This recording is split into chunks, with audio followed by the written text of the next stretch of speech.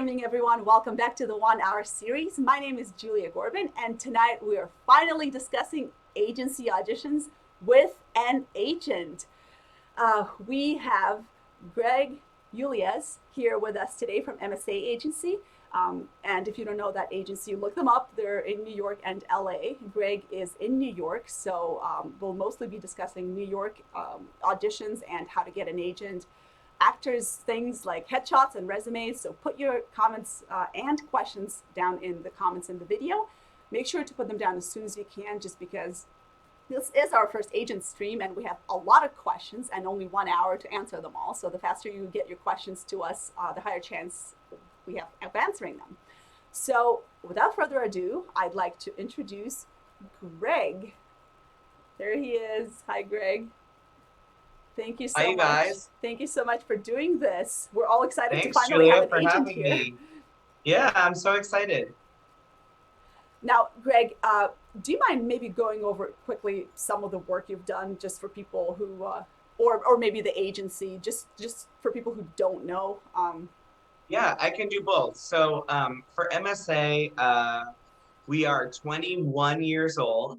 MSA was started by Julia McDonald, that's the M, and Tony SELZNICK, that's the S. Julia McDonald was the first ever dance agent. She saw a need for agents to be, for dancers to be fairly represented and protected. At the time, my understanding is that dancers were mostly put on extra contracts, like extra work, which nothing against extra work, but obviously dance is a skill. So she began working and also advocating for dancers. She then partnered up with Tony SELZNICK, and the two of them started McDonald SELZNICK Associates. Today, 21 years later, we of course started as a dance and then choreography agency, and have since, just like our clients, grown into other things. So today we have a creative department and a talent department in both Los Angeles and New York, as Julia already mentioned. So in the creative department, we work with directors, choreographers, producers, set designers, anything creative, you name it, we do it. I actually just heard that we were starting to work with a really well-known voice teacher. So we love to not only support the careers of, but also protect and advocate on behalf of creatives. And then in our talent department, if you go on our website, you can click the talent blurb. But from my memory, or also just my work, we basically represent everything now. We say that quality is our niche. So, you know, where it used to be just dancers, now it is actors, singers, and dancers, all kind of the same caliber. We are different than most agencies in that we represent, at least in New York, we represent our talent across the board. So we represent you for film, television, theater, print, commercials, live work, industrials, whatever we can get you on and help build your career, that's what we're looking to do. For myself, I have been at MSA for over 3 years as an agent. I am unique in that I work in both the creative and the talent departments. Our New York office is just 3 agents. The creative department is mostly serviced out of Los Angeles by Julie and Tony, who are agenting. Also Alyssa and Aaron and Zoe, and then I'm the lone man here in New York for our New York clients. Although with both creative and talent, the way that we work as an agency is that you work with all the agents. So it's not like, oh, I found X client and so I work with just them. We do something that I think is really awesome, and that's that the agents work on a project by project basis based off of, you know, what's going to be best for the client. So yeah, so that's basically how we work. So every client who's signed to the agency, be it talent or creative, they kind of work with all the agents on just depending on what project they're working on. And then for me, really quickly, like I said, I've been with MSA for over 3 years. I started my journey thinking that I went to school for acting. And while in school, I met my mentor, Pat Birch, and she is an incredible lady that far too few people know the name of. She was a literal trailblazer, especially for women on Broadway in leadership positions. If you don't know her, look her up. She is famous for Grease. She choreographed Grease, the film, of course, the Broadway show first, then the film, and also directed and choreographed the cult hit Grease 2. But she was also Hal Prince's choreographer.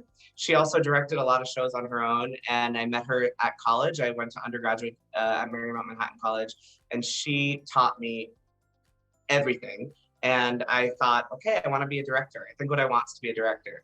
And so I worked with her as an associate for a short time, and then I realized that that's really, really, being a director is just so hard, and I am a crazy workaholic and wanted to be able to work every day. And I realized that being in casting would allow me to basically be a director, but with a salary every single day. So maybe less excitement highs and lows, but at least it was like steady. And so I took an internship casting, and then I started working in casting. And then from there, eventually I started working, I made the switch, went from being a casting person to being an agent. While I was casting, I cast The Lightning Thief, which made it to Broadway. So I guess that's my claim to fame in that world. Now I'm happily an agent, and I have a roster of actors, singers, and dancers who are all just so amazing at what they do. And then also I am so grateful that about a year into working at MSA 2 years ago, Julia McDonald invited me to begin working in the creative department as well. So I'm helping to not only service the clients that were pre-existing, but also help to build our roster of directors, choreographers, and producers and designers here in New York. So that was a long story, but I think that's the whole story.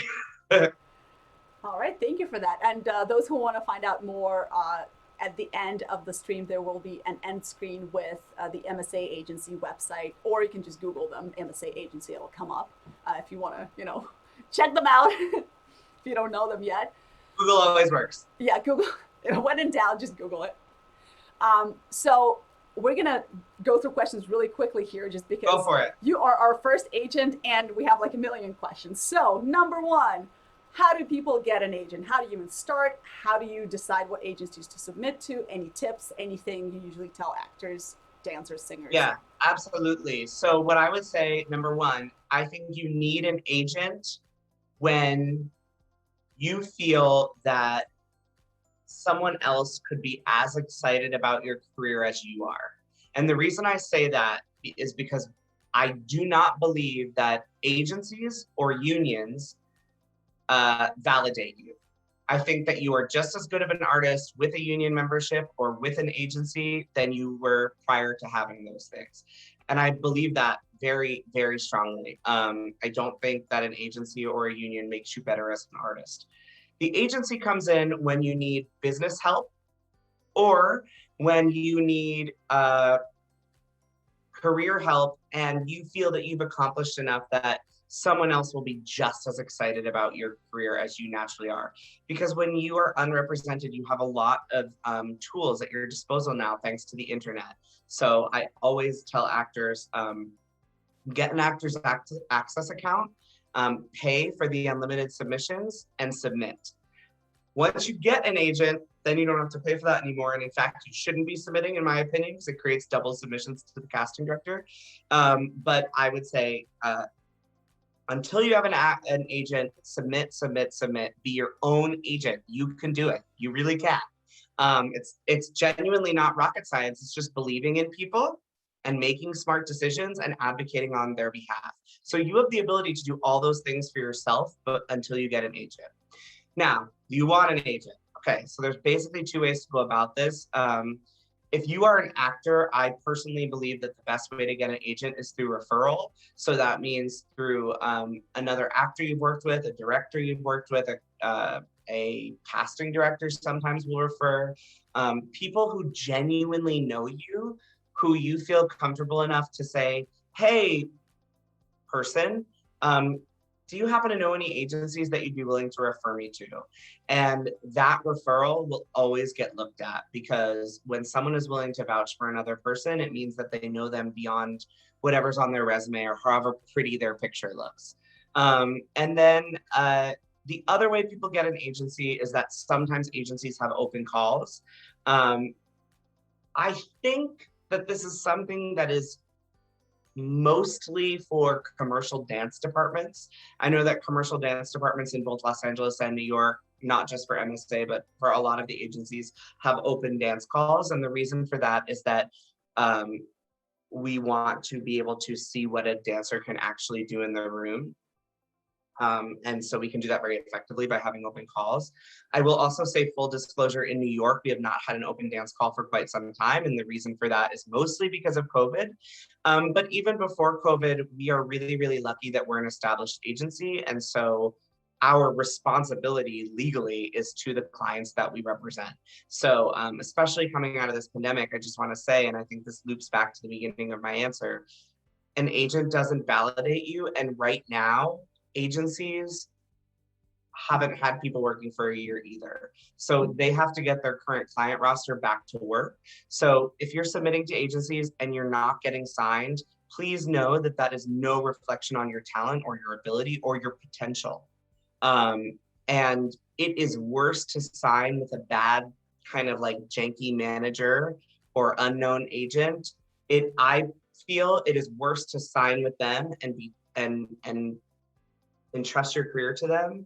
It is better to entrust your career to yourself and to run your own career until the time in which you happen to click with the right agent, if that makes sense. Yeah, for sure. And there's a couple of points you mentioned. I just wanted to ask follow-up questions. Yeah. There's well, in theater, you're right. There's playbill.com. You can go Actors Yep. Access. You can go find all these auditions. However, what about film and TV and all those big auditions that they say only agents have access to? Is that truth or myth or what? What is it? It's truth. It's also truth in theater. There are the casting director chooses where the breakdown is released to, so they can choose to release it publicly or privately. So remember, there's two. Let's start where you started and then go where you went. Yeah. So starting with theater, there are two ways that people are seeing those auditions without an agent. One is through union organized open calls. This is being recorded, so here's what I'm going to say about that. I think that those open calls get people jobs. I also think they're partial propaganda to get people to want to join the union.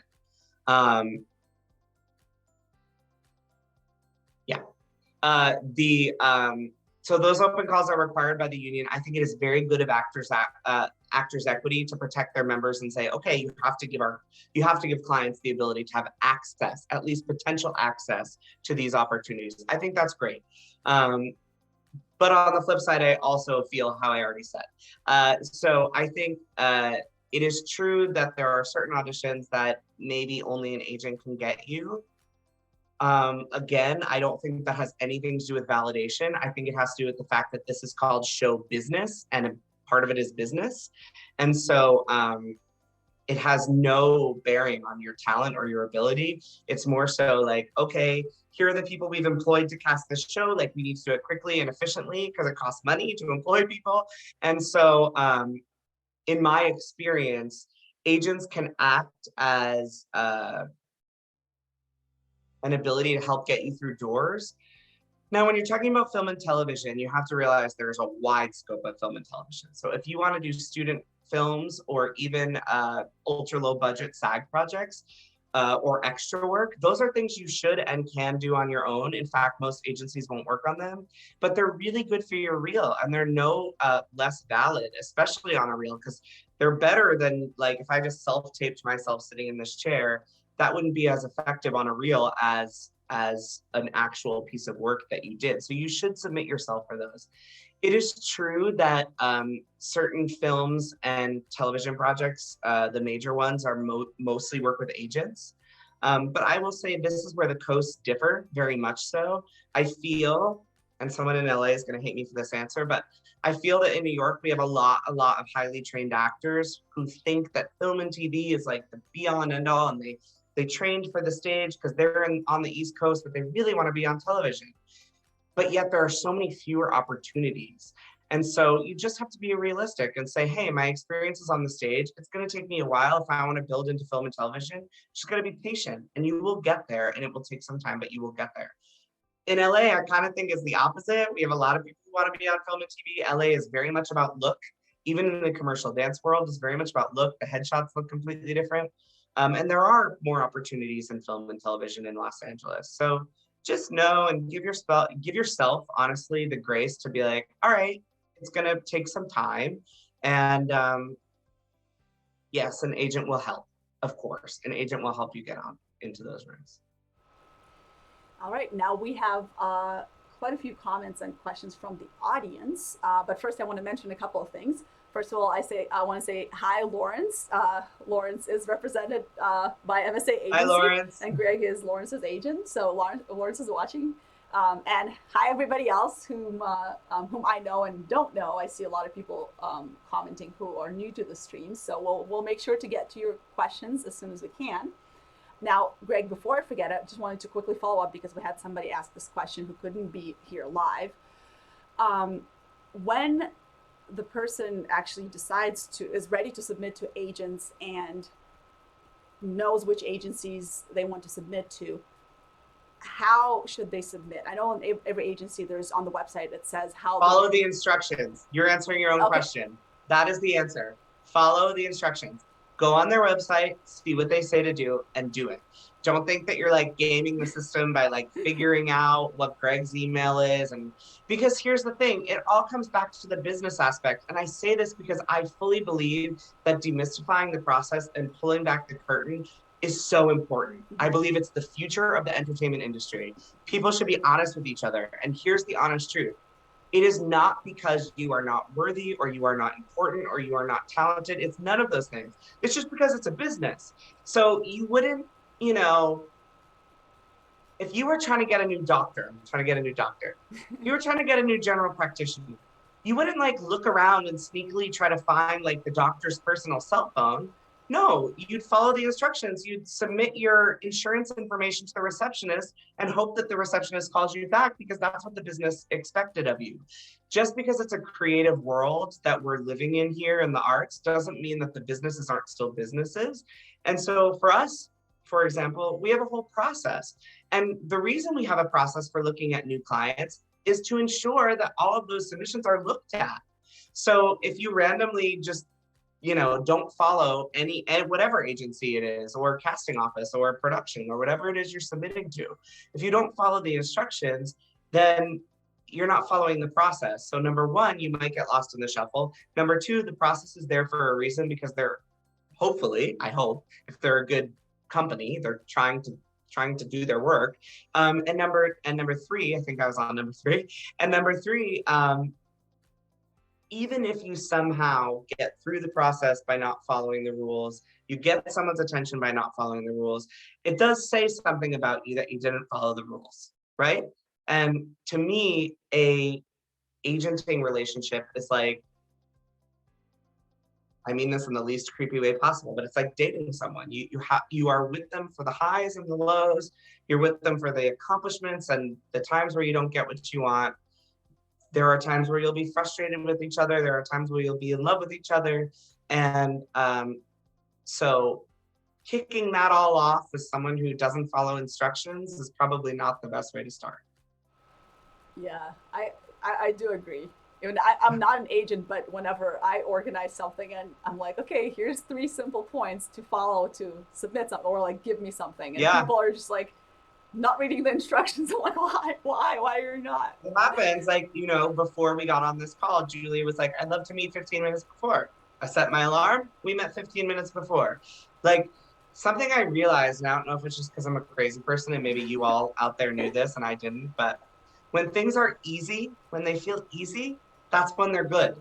When it's just, the person's just, whatever it is, whether it's a coworker in the office or a job or a relationship or whatever, a pet, When it feels easy, that's good. That's good. It's going well. It's just kind of working. When it feels hard, then it's hard. Yeah, speaking of pets, I'm still hoping Greg's dog is going to make an appearance.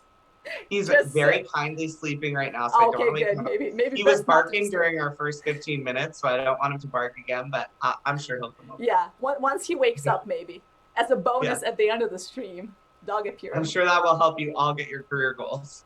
My Obviously, dog. we're all here for the dog, not for you, Greg. Sorry. I would be too. I love my dog. All right, moving on with the questions. Actually, before I ask the next question, since we're not doing a draw today, I still want to ask a couple of questions for our audience just to get a feel of who's watching. Let us know where you're watching from or where you're based. Do we have, I know some actors watch from LA, some actors from New York. We have a lot of Chicago people watching. I think we had a couple of people from Australia watching a couple of times. So let us know where you're from. I'd love to know. And we have a question from, let's just go in order for this. So Jaylan is asking, how should you prepare yourself to have an agent? And I'm actually going to tie that with another question we had. I don't want to say tools, but what things does an actor have to have, such as website, actors access page, resume, headshot, in order to give you the tools to submit and work with them better? So for the process of getting an agent, you should send over as much material as you think is relevant, so long as it's professional and organized. So if you don't have a website, that's okay. But, for example, if you're submitting as a actor singer, it would be great to see a clip of you singing. We probably won't be able to consider you if we haven't been able to hear you sing. Unless you have like these amazing career credits, or you're coming from a referral, or there's a reason we should already know you for some reason. If we don't know you, then we definitely want to see your skills. That's why I mentioned that for dancers, we do sometimes have open calls, because there's nothing better than seeing a dancer dance. And then once you get signed to an agency, the agency will tell you what they need. I believe it's relatively standard, but just to give you a little insight of what we require of our clients, we have some internal forms and paperwork that they fill out, of course. We also have some internal software that we use. But the public-facing programs you guys know of, Actors Access, which I've already mentioned today, you use that to be your own agent until the moment you get an agent. Because what Actors Access is it's the public version of breakdown services, which is what casting directors and agents and managers use every day. So you'll connect your Actors Access account, and usually send a request to the agency. Hopefully you're actually signed with the agency. If not, you don't say no. But we put this all in like a welcome aboard packet, and I'm sure that every agency does something similar. You'll get your Actors Access account up to date. We'll probably talk about the photos and your resume and just getting it all up to snuff, and then you'll connect it to the agency, and then you'll stop submitting, basically, unless it's like an unpaid student project or extra work or something, and we'll start submitting. We spend our entire day 24/7. I sat in this chair all day today and did breakdowns. So that's what we do all day, every day, in addition to, of course, keeping in contact with our clients and negotiating contracts and all the things. So Actors Access is number one.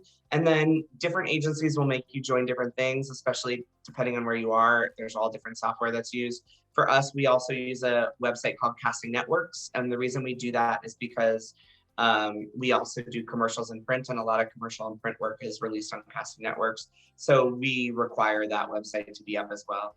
But your agent will let you know what they need, usually once you're signed. All right. I'm actually going to ask the next question and then a follow-up question on what you just said. And I better not forget. I'm going to write it down right now. I tend to forget. I'm like, okay, I should ask this, and then I forget. Okay, let's see. Oh, we've got people watching from Canada this time too. So it's an international stream. From where? From Canada. Where are they watching from? Oh, cool. Amazing. Yeah, and a bunch of US people. Also, you guys who are watching, let us know if you're dancers, actors, singers, actors who dance, dancers who sing, etc. All the combos. Let us know. Whatever you do. Whatever you do, let us know. Now, the next question is from Katrina.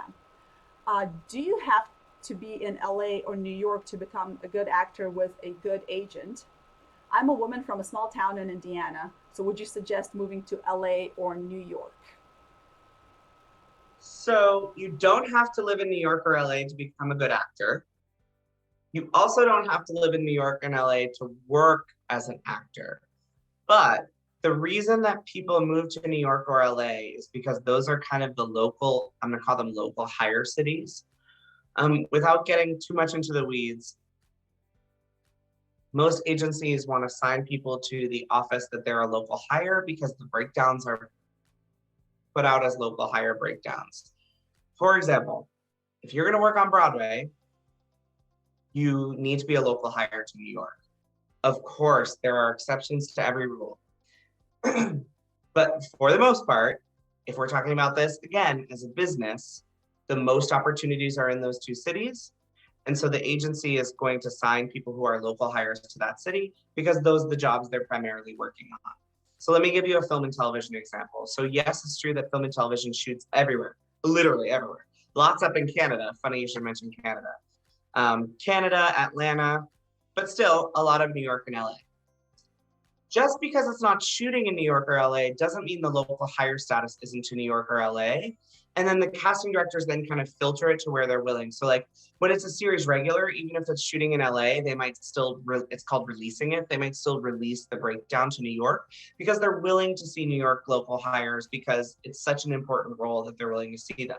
But if we're talking about under fives or co-stars, those people, they probably only want local hires. They want people who are already in the city, who are ready to go, especially now with COVID, there's lots and lots of COVID testing and travel requirements. And so that's kind of where the New York and LA thing comes from.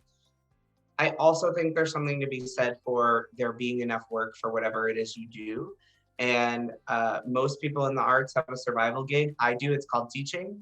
And I think that most performers have survival gigs, and I don't think there's anything wrong with it. However, it is still, again, a business. And so you're ideally looking to make most of your dollars in entertainment if you're going into being a professional actor. And so you will do yourself good by moving to one of those two cities where you increase the number of shots you can take.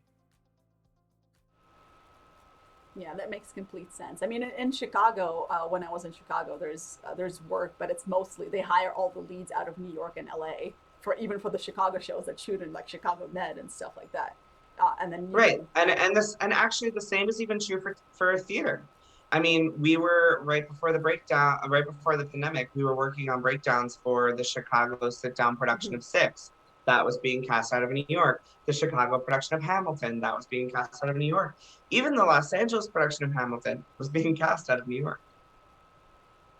Yeah, speaking of Six, they didn't even get to open. I feel so bad for that show. The Chicago Shakespeare Theater did the show first, and then they moved Broadway opening night was the night that Broadway shut down, March 12th. Yeah. If I were a part of that project, I'd be like, I don't even know. Just thinking about it. So crazy to me. I was on March 8th or 9th, whatever that Monday was, I was at an opening night, which we now know was probably not safe at all.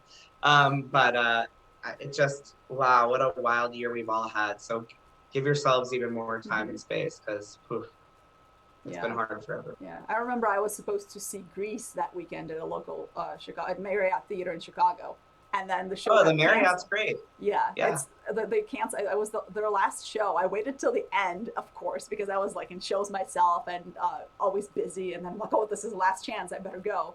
And we got like a bunch of friends together. We're like, okay, we're getting tickets. We're going. And then everything got shut down. So, oh man. Yeah, lesson learned. People see shows right away. Don't wait until closing night. Right. Okay. Let's see. We have quite a few questions. I want to get to all of them. Okay, so Jaylan is asking, what are the expectations for the actors who are represented by agents? I think just like any good relationship, clear, honest, and timely communication. That's my only expectation. You know, I don't expect you to spend $1 billion on classes. If you ask my advice, I think you should take class. If you ask my advice, I think you should have headshots that look like you. But at the end of the day, what I expect on a daily basis is clear, honest, and timely communication. And I think you should expect that from me too. And could we also talk about the part where if it's, especially theater, obviously you have more time, but for TV auditions, where you get your sides like now and your auditions like tomorrow at 8 a.m. So like, yeah, it's hard. It's really hard. It's unforgiving and it's hard. I actually think that in some ways it's gotten better because I think casting directors are willing to see more people because it's via self-tape right now. But in other ways, I think it's gotten worse because you can self-tape at any time. So theoretically, you could get an audition at 7 o'clock from your agent and be told that they need that tape back by 8 o'clock the next morning. And that's really hard and crazy. But hopefully exciting. And if you aren't able to do it, honestly, I feel this way about in-person auditions and auditions with more notice. If you aren't able to do it, it's okay. You should just tell your agent right away. Because I think sometimes the actor's like, oh God, I'm nervous about what they'll think, but really it's actually the opposite. I'm fine with declining it. I'm not fine with holding the appointment and then declining at the last minute, because then the casting director doesn't have a chance to give someone else that opportunity. yeah. That is true of self-tapes, kind of, but very true of in-person auditions. Again, I always go back to it's a business, it's a business, it's a business, because it is. And so I think that takes away some of the sting of the personal like defeat when things don't go our way, but it also gives us power to try to understand like where the money's flowing and how much things cost. And so, for example, whether it's film and television or theater, someone had to rent that room, and rooms in New York City, for example, are thousands of dollars a day. And if we're talking theater, they also needed to rent an accompanist, for God's sakes. So, I mean, it's a big investment just to audition people. And so even if you think like, I'm one of 50 people in this dance call, no, that casting office has been hired to get the exact 50 people in that room that the director and the creative team will really love. And the reason they're doing that is because they want to find the right people. And if you just aren't available, or you're not interested, or you don't want to go, don't feel weird, just immediately decline it, because then they can replace you with someone else. And then they're happy because then they still have a room of 50 options. If 5 people don't confirm, that's 5 pieces of floor that they paid for that now they're not going to have options for their client.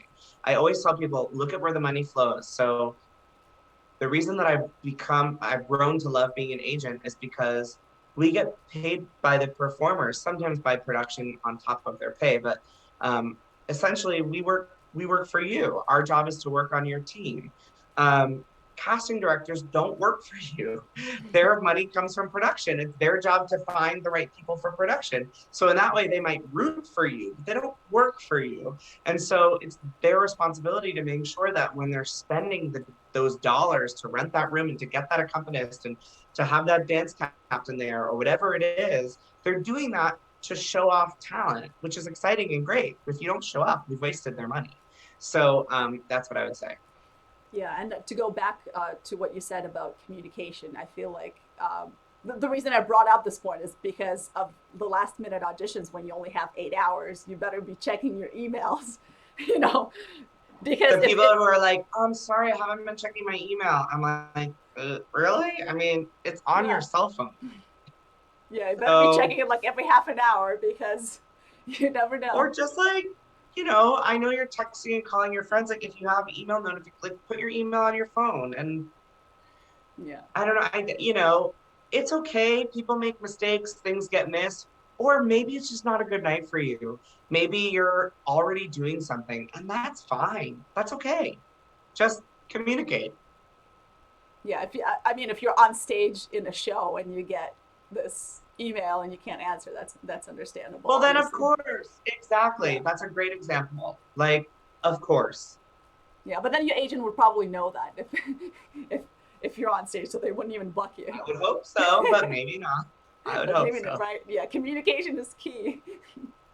less. And also some people have multiple agents, which is why I love the way MSA works. Not to give a shameless plug, because I'm certainly not, but I love the way that we represent people across the board. I actually think it's beneficial. I don't think it's good to have people fighting over your time. I think it's good to have everyone in the same rowboat, rowing in the same direction, looking in the same direction, and saying, oh, so-and-so needs to leave their Broadway contract to go to a television show. Yeah, that's what's right for them. Go, we'll help you do it. As opposed to, no, I got them on that Broadway show. Screw your television contract. You know, I think it's best if everyone's working together in an honest, positive, Yeah, it's so much easier for actors too, because you don't have to find an agent for film and television, an agent for voiceover, an agent for print, an agent for theater. It's like way too many agents. And honestly, like here's the honest truth, and I'm saying this mostly for New York actors, but if you're struggling to get enough television and film appointments, I don't think changing the agent is going to change that situation. I think the reality is what the reality is. So long as you trust that your agent is submitting and they're submitting on proper projects, I really don't believe going to X agency versus going to Y agency, so long as they're a reputable agency. I think that you're still going to struggle to get film and television appointments. That's how it goes. I think that you should look for an agent that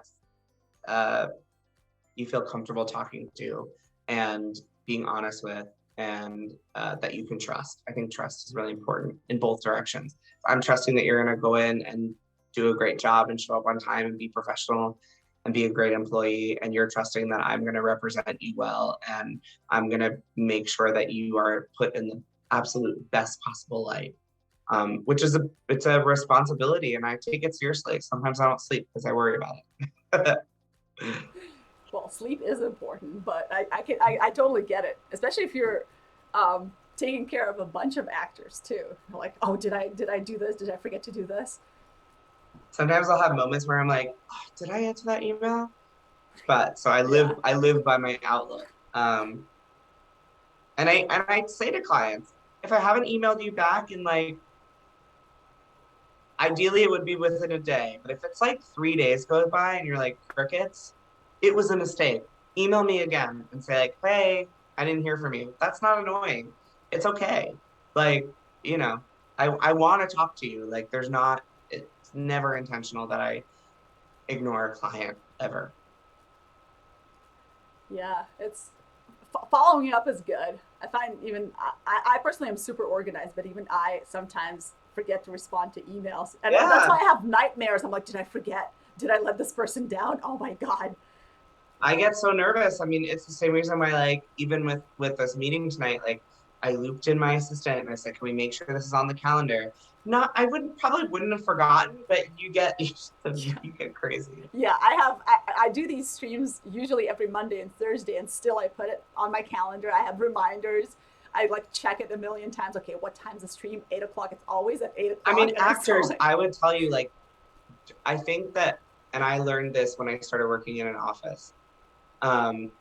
Putting stuff aside only A, increases your anxiety, and B, increases the chance that something will go wrong. Mm-hmm. I would say the second you get an email from your agent, don't think, oh, I'll confirm this later. Confirm it, put it in your calendar, and then you're done. Then it's out of your life. It's in your calendar. You know you're going to that audition, and your agent's gotten the confirmation, and then it's done. If you just say like, oh, sorry, I meant to get to that. Oh, I flagged it. Just write back. That's actually less emotional energy than like trying to remember that you need to then do it later. Oh, for sure. Yeah, I made the mistake of putting things. I work as a princess at kids' birthday parties.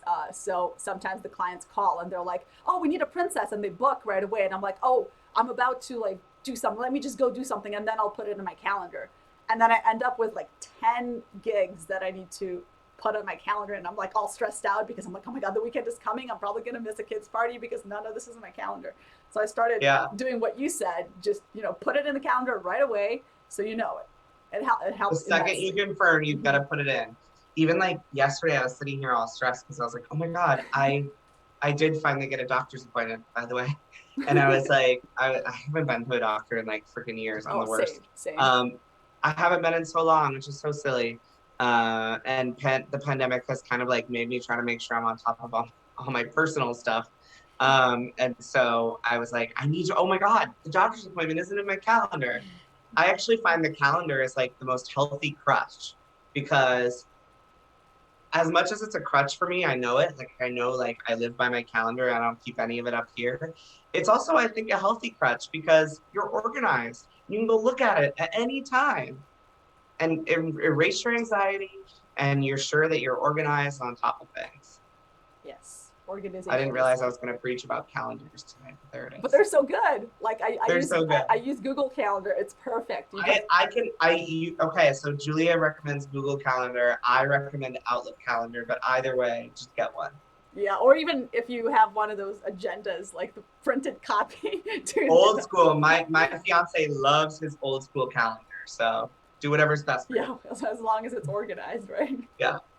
All right, let me check what other questions we have. Now, this is a follow-up on should you move to New York versus LA. Jalen is saying, should you move to a major city like New York or LA first before you audition for a role, or should you move there after you have auditioned and were considered for a role? So I guess if you like visit New York and you go randomly audition for something, but you're not in New York, is that a good idea? Or should you move there first? Well, we live in the world of self-tape, so you certainly can audition before you arrive. But if we're looking at building a long-standing career, I wouldn't pin anything on any one audition. Even the most talented person in the world shouldn't pin anything on any one audition, because there are so many factors that go into it. So if you want to make a commitment to working professionally in New York or LA, you should just move to New York or LA. Yeah, I know a few actors live elsewhere, like Atlanta, and they're like, okay, I'm local to New York, which means pretty much they can fly in, like get an audition today, fly in tomorrow morning and audition locally, which is, I don't know, it's but like the problem is expensive. with COVID, you can't do that, number one. And number two, as an advocate for actors, which is what we do every day, I don't think you should be taking that cost on yourself. If you're not a local hire, you shouldn't be paying to fly yourself, get in a hotel. What if the dates shift? If it's film, if it's television, especially. I mean, as a non-local hire actor, you should be receiving per diem. You should be receiving housing. You should be receiving a travel stipend. There should be COVID testing before you leave and after you arrive.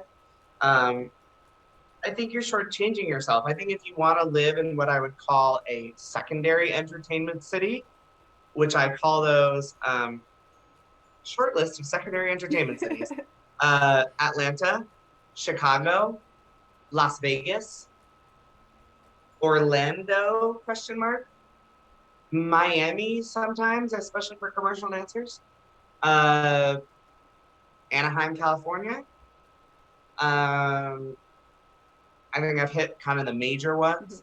I think if you're doing that, there's nothing wrong with it. I actually think it's great because you can be a local hire to there.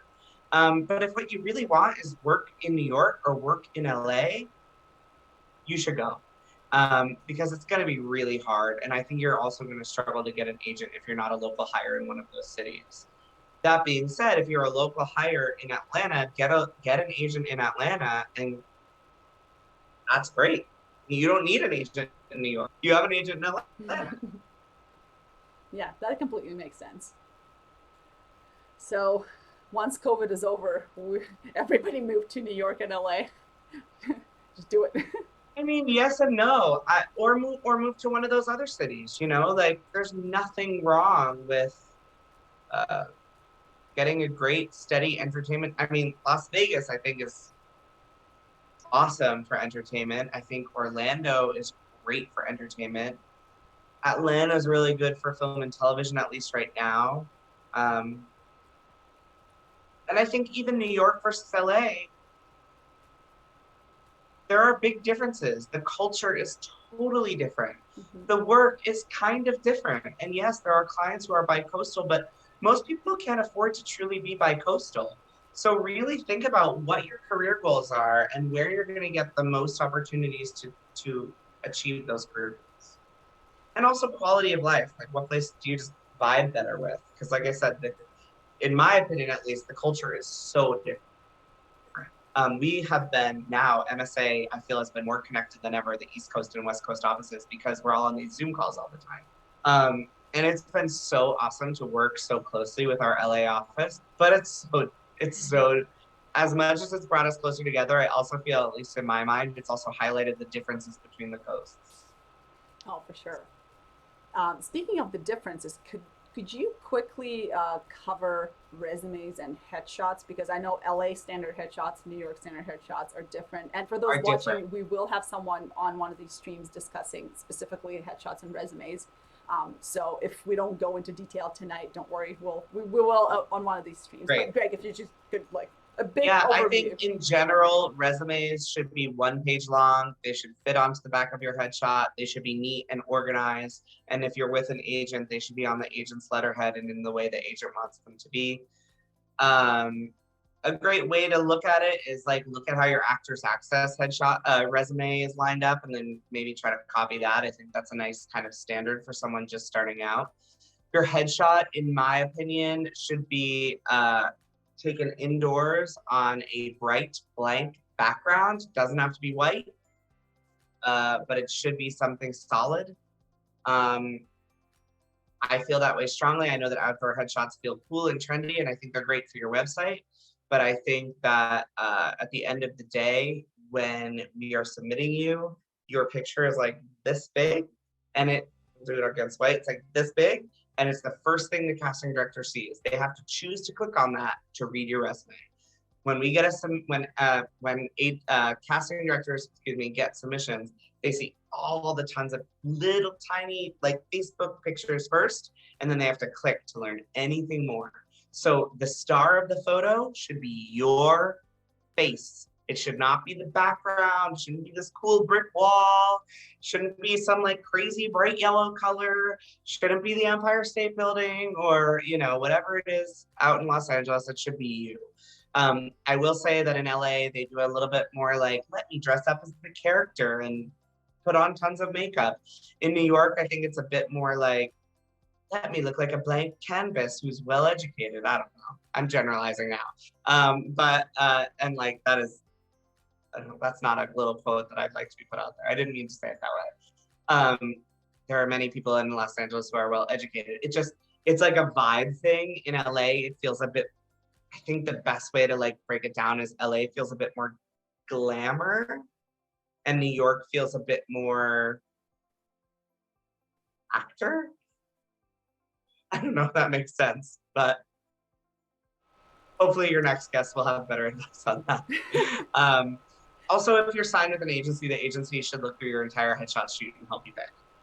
I know that we do. Yeah, and I know sometimes agents tell you that you need a reshoot, and then you have to pick a headshot photographer. Yeah, I mean, we do oftentimes tell people, hey, we think you could use a new shoot.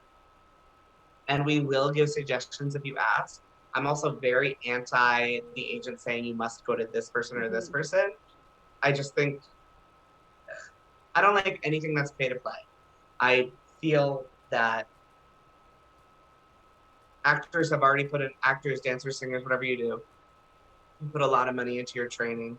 And who am I to tell you that you should spend more money? I think that, again, it's a business. You have to make smart business decisions. If you are an actor who is on a Broadway show making $2,400 a week, maybe you should go spend that $1,000 on a headshot shoot, because maybe we are struggling to get you into rooms for film and television, and you are okay financially right now. So maybe it would be a good investment. But if you don't have that money right now, and you have a friend who's relatively talented with good lighting and a plain background, and we can just get some photos that just look like you. Or maybe you're a kid and your look is changing, whatever the situation might be. Or you're a girl who likes to really drastically change your hair a lot. Or anyone, I don't know why I said a girl. You could be any gender identity expression and like to really change your look a lot. If you're someone like that, I would rather your headshots look like how you currently look than be really expensive. Yeah, then, you know, oh, I get the $1,000 headshots with my hair pink, and then yeah, but now I've cut my hair. Now I've cut my hair to be this short, and it's blonde. Yeah. Like, and then like, what's the point of having the good headshots? It's better to just retake with Yeah. a friend.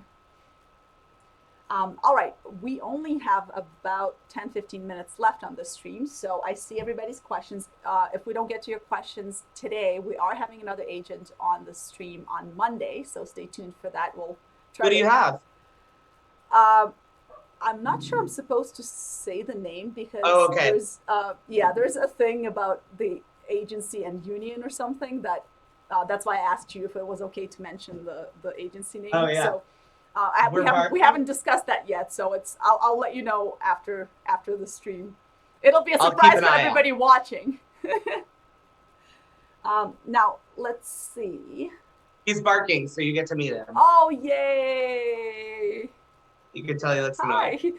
He's like, what's going on? What's going on? He'll answer your questions too. I love how you do the thing with a paw. It's like, what's up? Yeah, we had to leave our dog at home she was so upset because she always goes everywhere with us. But for the streams, we're like, okay, you're staying home. He does too. He rides in the backpack with me on the subway. Sometimes he comes into the agency. Don't tell our landlord, they don't love it. But he's a good boy. Yeah, I think dogs should totally be allowed like everywhere. I don't understand why people are like, no dogs. Why not? Dogs are awesome. They're awesome. I think that people who like dogs are better people, but what do I know? I agree. It shows that you can care for something other than yourself. And also, he reduces stress. Oh, for sure. He looks so tired. Looking at me, so sleepy. Yeah, he's like... He hates work from home days because he feels like he has to stay awake all day. I'm sure that when I go to the office, he like sleeps all day. Yeah, what else is there to do? Dogs need now a lot of sleep. I worked from home today and he's like, oh, I'm so tired. So cute. Yeah, he should just stay like that with the paws up. That's so cute. All right, you guys, let's get back to agency auditions because I get distracted by dogs a lot.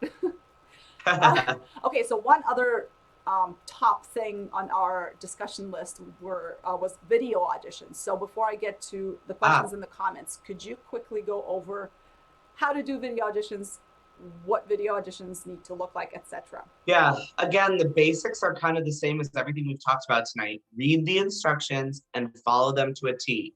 If it needs to be under a certain number of megabytes, it needs to be under a certain number of megabytes. It needs to be horizontal, vertical. If you need to have a full body slate, if you need to have the slate separate, if you don't need to have a slate at all, if you need to do 2 different takes, just read the instructions. And if the instructions are clear, write back to your agent, or if you're unrepresented, write back to the casting director who sent you the audition and ask a question.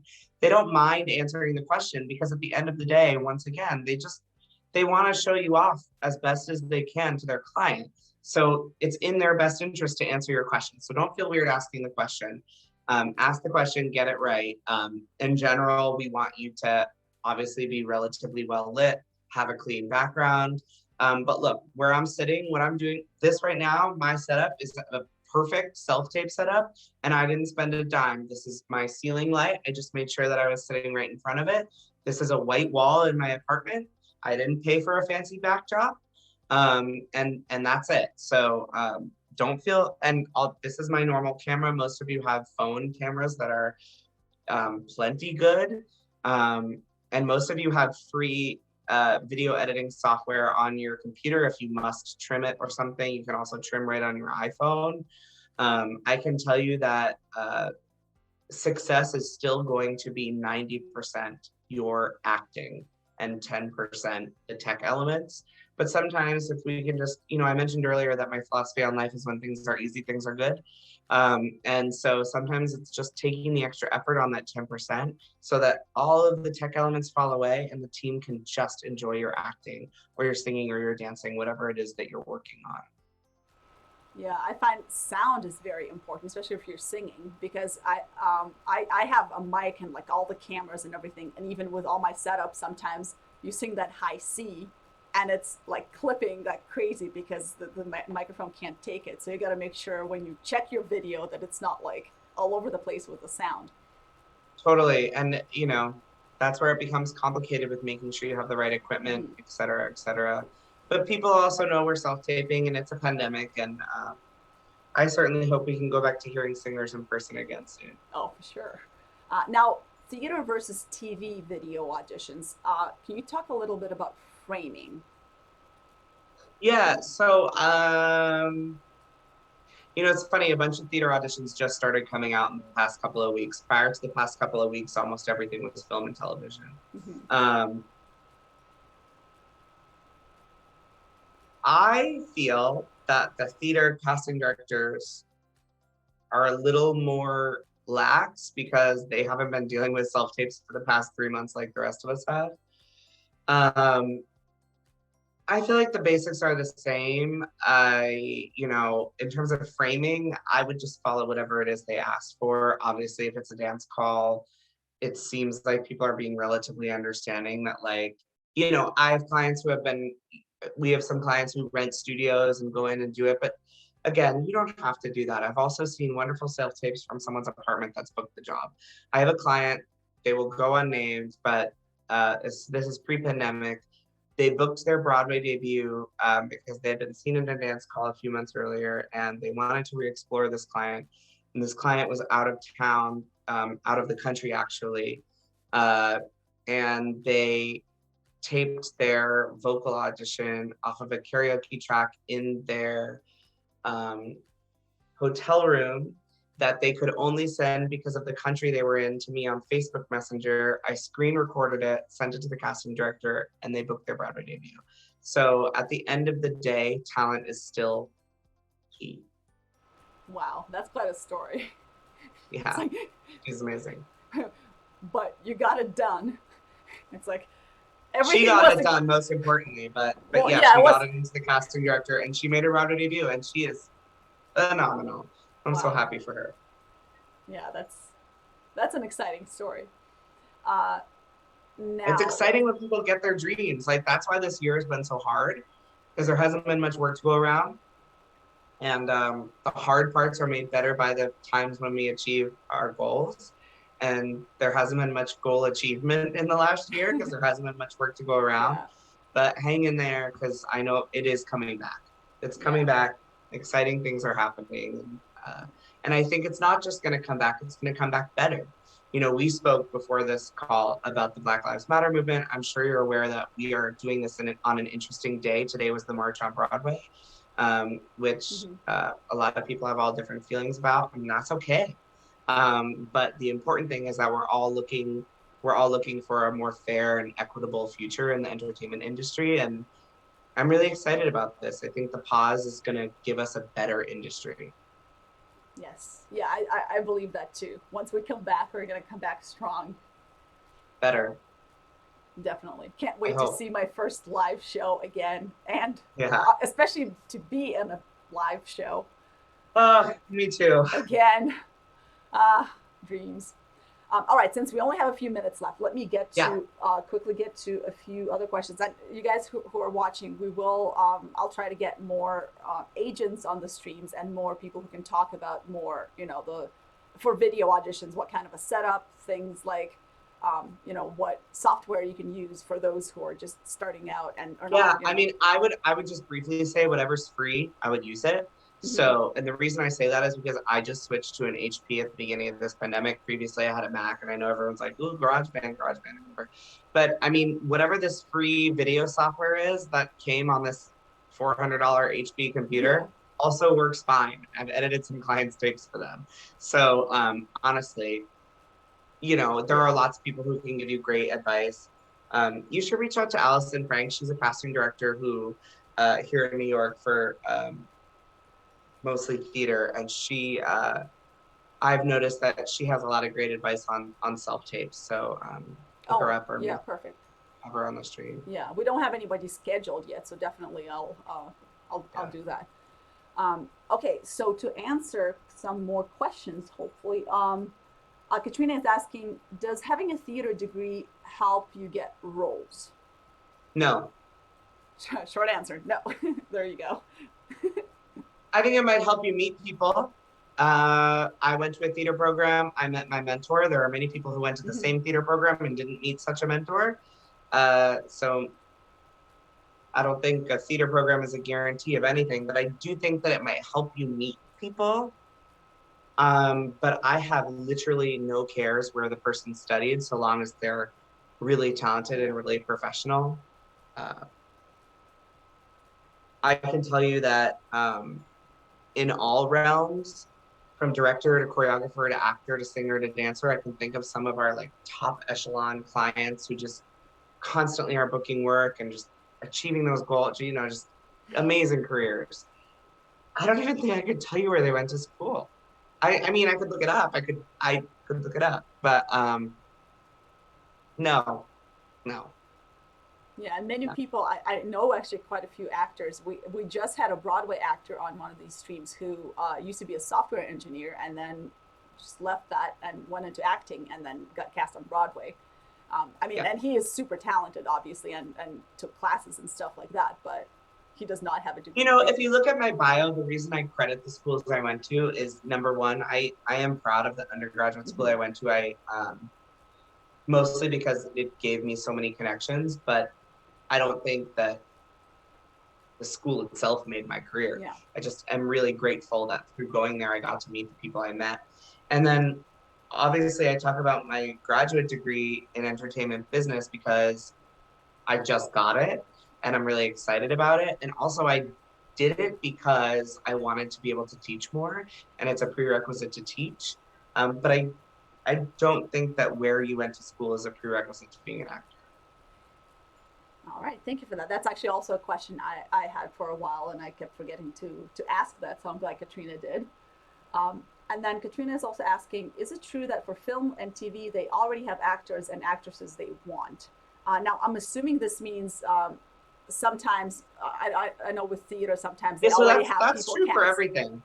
That's true for everything. I wouldn't say they always for every role. Mm-hmm. No, of course not.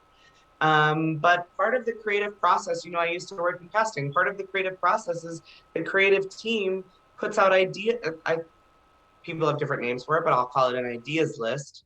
Um, when we cast the Lightning Thief, we had, I think I still have the ideas list, and even the casting team put out an ideas list.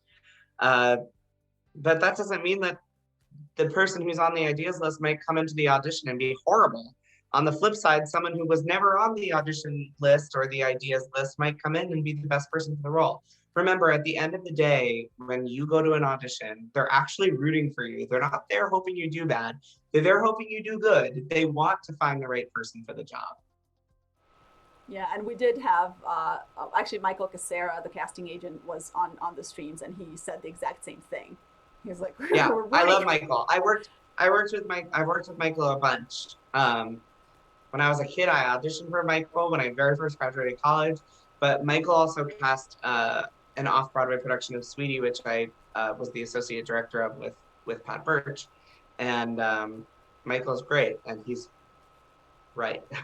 Yeah, he gave a lot of tips for the industry. So people now are asking for more casting directors and obviously agents. So I'm so glad we have you on because I'm like trying to cram in all these questions because you're Yeah. the first agent on here. So I'm like, I better ask all of these. So okay, two more questions and then we'll call it a night because it's 9:03 already. So we've been a bit over an hour. Yeah. Um, so, just quickly, how can actors prepare themselves for the responsibility and business of having an agent? For example, having to be ready to attend every single audition opportunity that their agent gets for them, or stuff like that. I think we've pretty much covered this, but I just think open and honest communication. Mm-hmm. Uh, you know, maybe try to find a survival job that either works with audition times or is flexible or you don't hate doing. Um, my survival job when I was working with both, when I was working with Pat, but also when I was working in casting, um, was being a tour guide because I thought in my head, okay, I want to find something that pays more than minimum wage that I can spend as few hours doing it as possible. And I fell in love with being a tour guide. It just was something that I loved to do. It was really fun. I loved learning the random facts. I didn't hate it. And so that's what I would say. Find a survival job that you can live with and then just be a good communicator. All right, and the last question. I'm assuming this is a 3 second question. Hopefully, do you control actors' looks, such as hair, weight, etc.? No, Do I control their looks? No, no, I think what no. I Katrina meant was sign. probably like if you sign an actor, do you expect the actor to look exactly the same, other than I guess getting older? No. Some jobs might though, so keep that in mind. There are certain times where you might be hired by a production or a television show or whatever, and they expect you to look the way that you looked in Mm-hmm. the audition. So do keep that in mind. But no, I sign people for talent. That's it. You gain 20 pounds, if you lose 20 pounds, if you chop your hair off, it's fine. Just tell me, get me a picture that looks like you, we're good to go. Yeah. So for the purpose of agencies, just make sure your picture looks like you, and there's communication. And Major takeaways. I think for the sake of casting directors too, I think obviously when we get into jobs, they hired you for how you looked in the audition. Yeah. So if you really change your look, that might be a problem for them. So that's the only time where maybe you would want to be careful. Okay, perfect. So we are a bit over time, so I'm gonna call it a night. I know everybody probably has more questions, but once again, on Monday we're having another agent. That's awesome. I still have not discussed with him how much I'm supposed to say about the agency or his name yet. So He's it's a fancy agent, I guess. yeah, it's it's a secret until Monday. I'll have more information by then. But join us on Monday at 8 p.m. for more agent tips. And Greg, thank you so much for doing this tonight and being the Thanks, first Julia. This was agent here. fun. Now, do you have any Yeah, like, awesome. do you have any closing remarks or anything you want to say to actors before we go? Yeah, I've already talked too much. So hit rewind, listen to Yeah. everything I So said, and okay, I that's think that's that what I. covers I could talk forever, but at the end of the day, I just, I think that my thing is I love the arts, and I think it is empowering for us to be honest with each other and communicate and treat each other with decency and respect. And I hope we continue to do that. All right. Well, thank you once again, and thank you everybody watching. And hopefully, we'll see you all at the next stream. All right, See you everyone. guys. Good night. Bye. Good night.